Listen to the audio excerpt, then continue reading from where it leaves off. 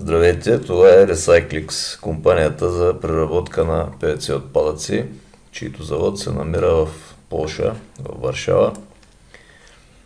И тук отдолу са посочени адрес, данъчен номер и всички останали неща, които трябва да има една фирма. И точно по този данъчен номер аз порових и ги открих в сайта на Полското Министерство на промишлеността.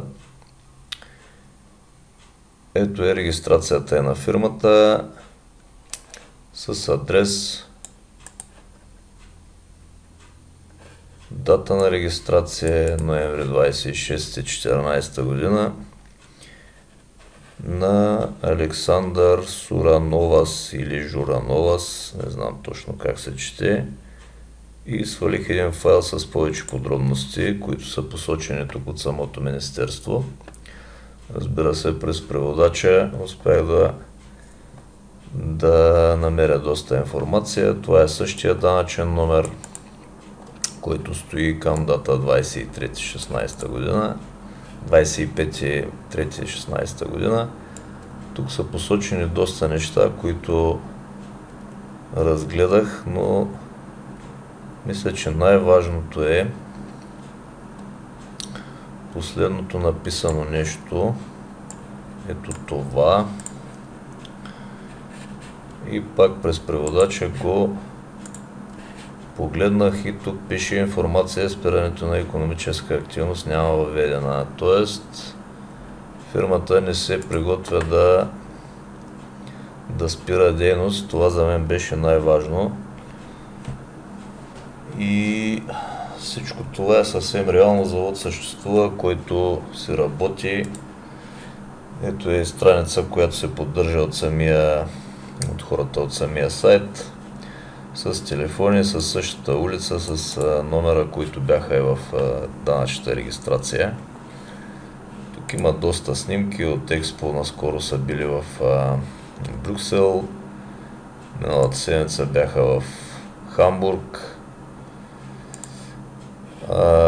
Какво искам да кажа с всичко това?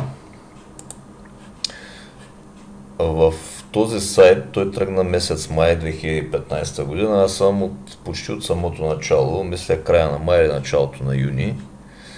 И някак си го пренебрегнах, незаслужено оказа се. Доста хора под мен инвестираха пари, докато аз се убедих, че наистина такъв завод съществува със съвсем сериозна дейност и я развиват много усилено. Откриха офиси вече в Бразилия.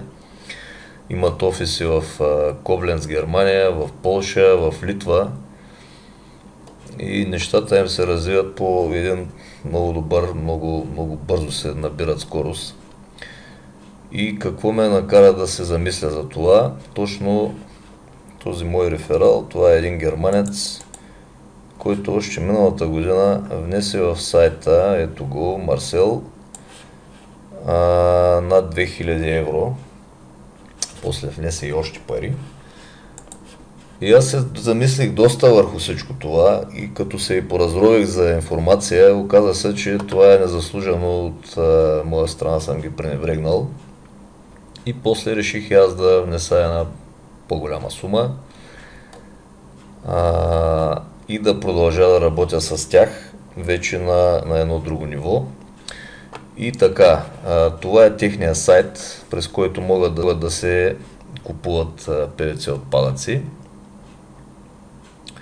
и да се пускат за преработка. Върху всички средства, внесени в този сайт, се начислява 14% печалба за срок от 5 седмици. Квотата, която е отпусната за всеки участник, е 5000 кг или 5 тона ПВЦ отпадъци.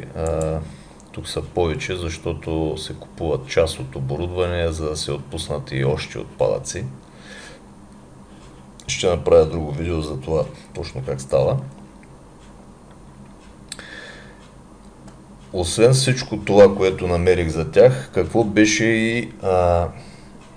ще отбележа два момента, които ме спечелиха от компанията. Първо, квотата от 5000 кг или от 10 или от 20, зависи кой какви средства е внесъл.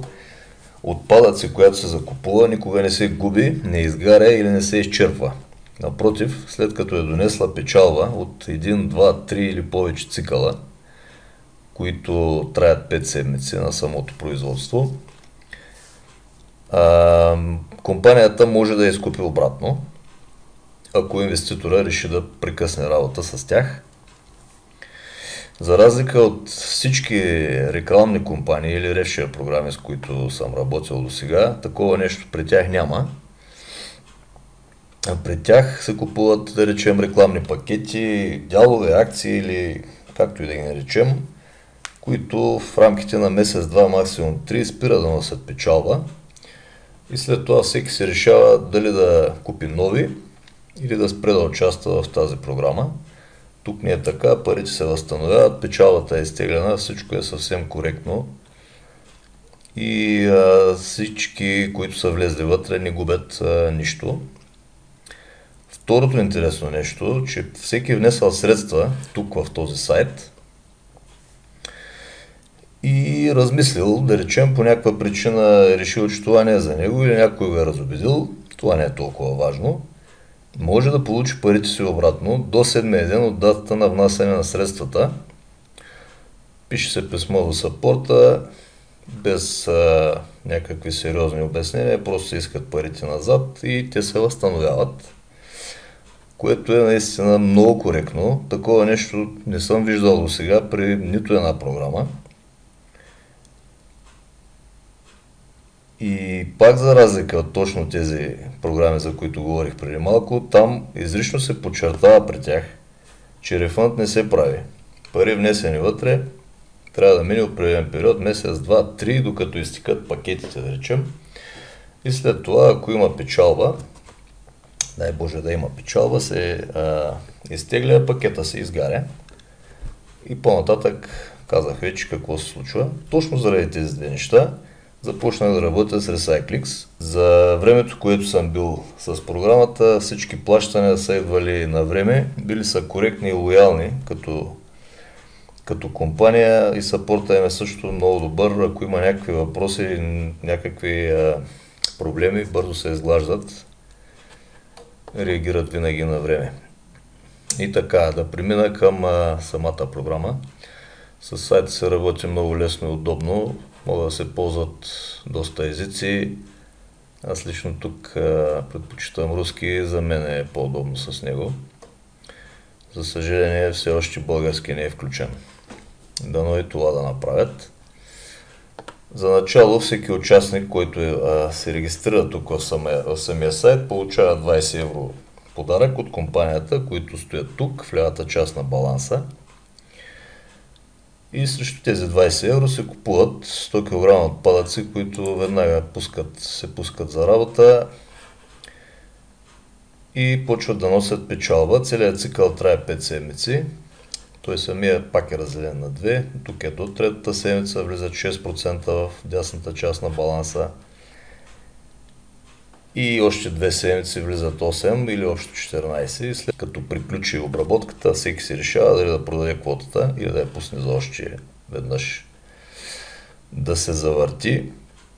Без да е внесъл собствени средства, участника, на които са подарени 20 евро, може да ги изтегли, но това не става веднага. Трябва да минат поне 3 цикъла пълни, по 5 седмици, са 15 седмици, след това тая квота може да се продаде.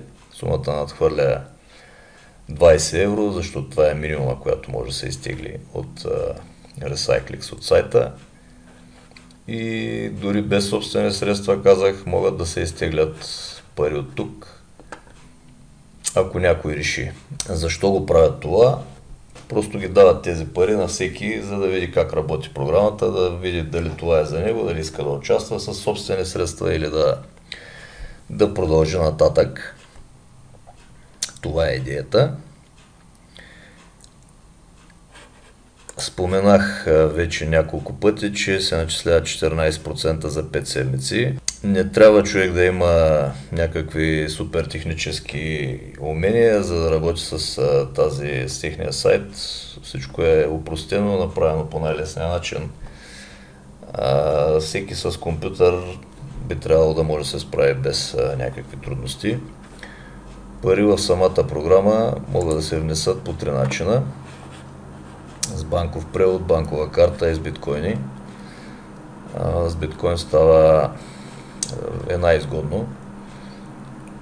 Такси няма, могат да се извадят пари пак с биткоини, с банков превод и с PayPal. Сайта работи с PayPal. Също така имат и добра реферална програма, която е на 4 нива. На първо ниво 10%, на второ 3%, на трето 2% и на последно четвърто 1% се начисляват. И тук пак идва един интересен момент, който не съм срещал до сега. За всички пари, които са извадени на хора регистрирани под вас от програмата като печалба, същите проценти се начисляват и нагоре, зависи кой на какво ниво е под вас. Това също е много интересно и пак казвам, за пръв път го виждам тук при тях. Тук стоят едни пари на пауза, 1,90 евро. Това е заради тази седмица, която изчакват да видят дали човека, който е внесъл пари, няма да ги изтегли обратно. И след като продължи да работи с компанията, тогава се начисляват комисионните. Ако ги изтегли, комисионни няма, това е ясно. Това беше съвсем набързо за бизнес плана на компанията и за самия завод, къде се намира и с какво се занимава. Под видеото ще оставя линк за регистрация. Ако някой реши да се включи, може да се възползва от него. Също така и средства за връзка с мен. Ако някой има въпроси, заповяда, ще помогна на всеки. С това приключвам. Желая късмет на всички и до скоро.